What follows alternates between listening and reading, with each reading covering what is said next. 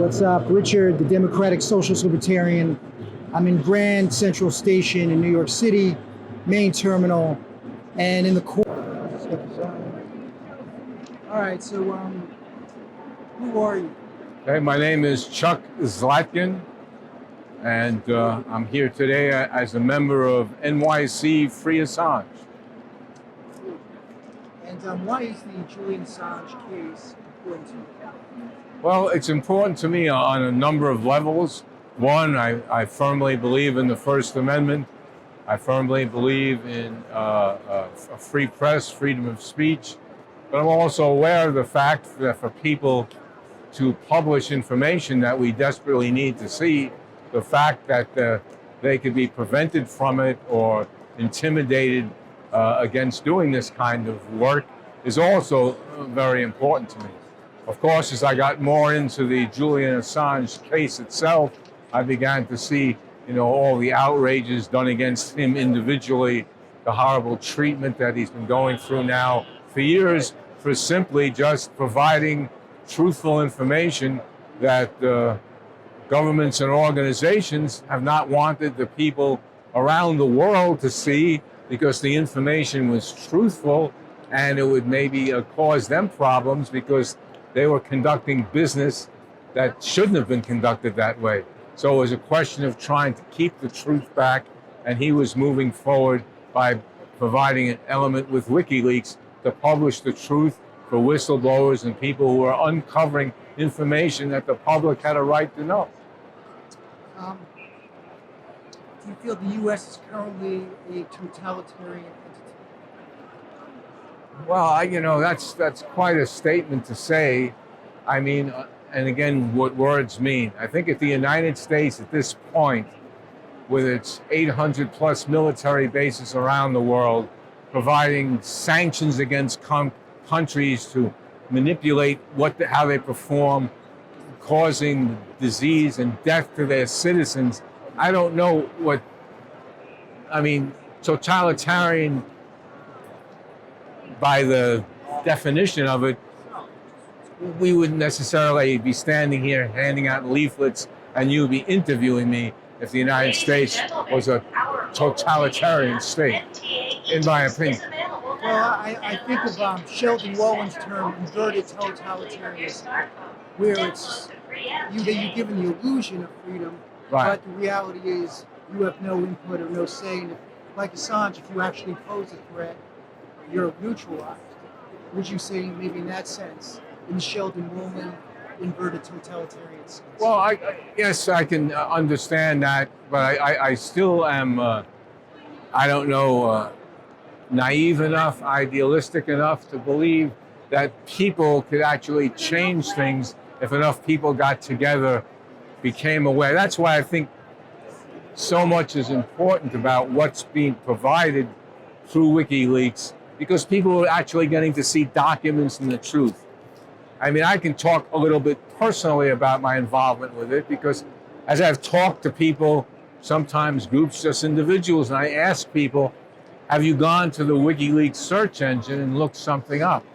And I would say about 99.9% of the people have said no. And that might be an exaggeration. Maybe even more have not done that because I guess it was turned off. But I was in a situation, I'm a union guy. I was working in DC for my union.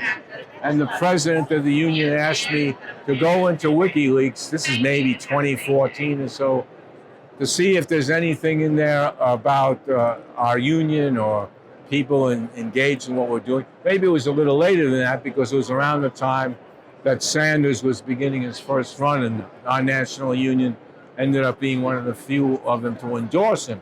But I went in there and I did a search on the APW and the president's name and whatever, and all this information came up from the Podesta emails, from DNC emails, whatever.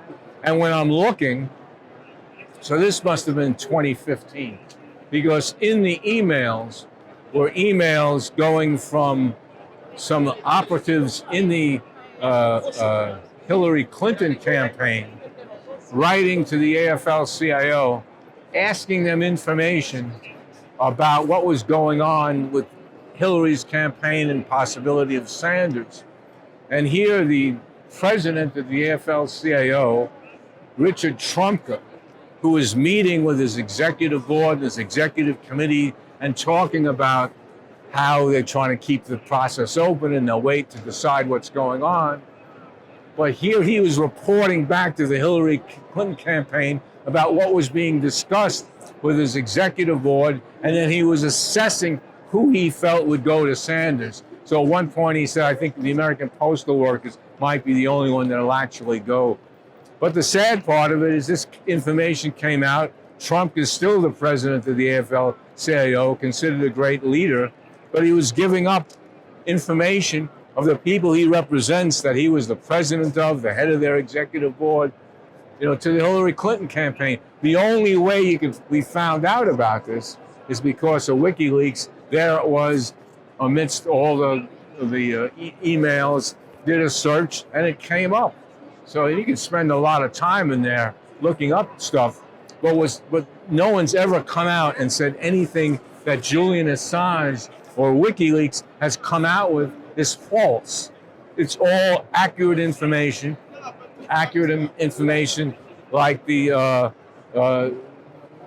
2010 collateral murders video, which is a clear case of the United States government trying to cover up war crimes that were committed. And as I say here, we have a right to know the truth. We have a right to know what's done in our name, paid for with our tax dollars. And that was only because of Chelsea Manning and Assange that we learned about this stuff.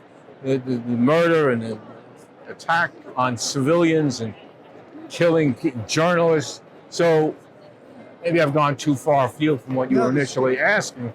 But in reality, from my own personal experience, is that I saw the value of it, but then I began to see the value of it to people all around the world who were trying to understand what was going on, where they lived, what was taking place, what their government or other organizations were doing, and there it was. So it was a tremendous threat to the powers that be.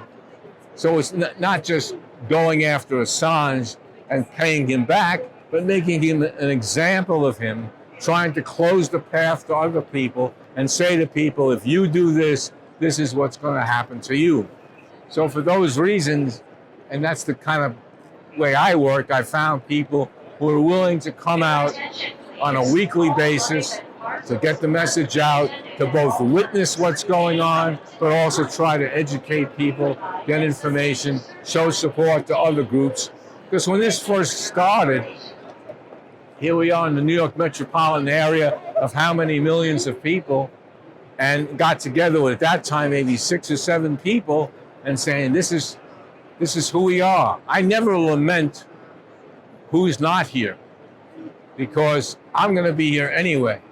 And it's much better to be with 15, 20 other people than to stand here alone. But the key thing is to do it, to be a part of it. Some of us are up there in years, some of us are down there in years, but we're here on a weekly basis, collectively together, to make it known to people how important this is, and with some hope that maybe something could happen to get this guy, Julian Assange, his freedom, ability to go home to Australia. Then maybe, Chelsea Manning could get out of prison because she's refusing to testify against him before a grand jury. Maybe we could then get involved with paying off the extraordinary fines that have come against her. But what a wonderful accomplishment that would be, to get, freedom for these people who've given of themselves so much. I mean, how many people could, as Chelsea Manning did, go to jail for 7 years, be tortured, and then they come to you again and you say, no, I'm not going to do this, knowing you're going to go back into prison. These are heroes. They've got a lot going for them that I wish I had. But it's great to stand out here with these people. And again, if you're in New York City or coming to New York City, at least for the time being, we're going to be here every Thursday, Grand Central Terminal in the main concourse from 4:30 to 5:30. We hand out flyers, we engage people in conversation. Sometimes we have the We don't have it up today, the collateral murder video. But it's nice. You get to meet nice people, not feel necessary that you're alone in this understanding. Learn a lot, find out what else is going on, and at least feel like you're doing something rather than saying it's hopeless and there's nothing I can do. It's beautiful, So- and you to be commended for your work. And you're right, their sacrifice is unfathomable. It's amazing. Oh, yeah, it's, so for me to drag my ass over here for an hour, or to go to an event or help put on something like we worked on the thing out at CUNY Law School, it's nothing compared to what these people have given for us. So, Is there any way any people can support your organization or get involved with what you're doing, or is that they should just support it in whatever? well, yeah, well, they can find NYC Free Assange. We're on Facebook, Twitter. There's maybe a website. Get in contact with us. We're pretty transparent, open about what we do. It's not like there's any funders. People kick in a few bucks themselves to get things printed or do stuff, whatever. But the main thing we feel, the important thing, is to be out here when we can, if not every week, when we can get here, to show support for each other, then get stuff on Twitter and Facebook and pictures to show we're here, and then to join, around days of action when there's things going on in other country, and we can say there's something taking place in New York City at Grand Central Terminal or out by the embassy, if that's what we do. I should say consulate. Anyway, thank you for the opportunity. Yeah, thank you for your fine work. Okay, thank you. Okay. All right.